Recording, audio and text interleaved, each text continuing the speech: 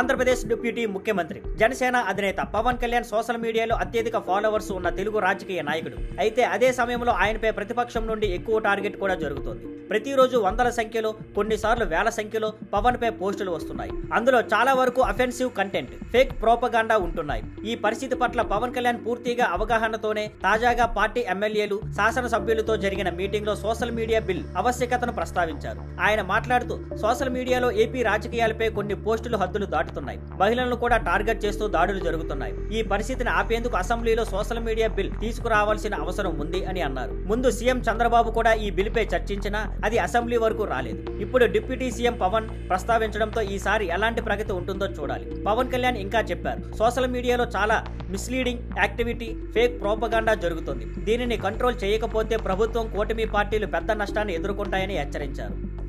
Thank you for watching. Please like, share and subscribe.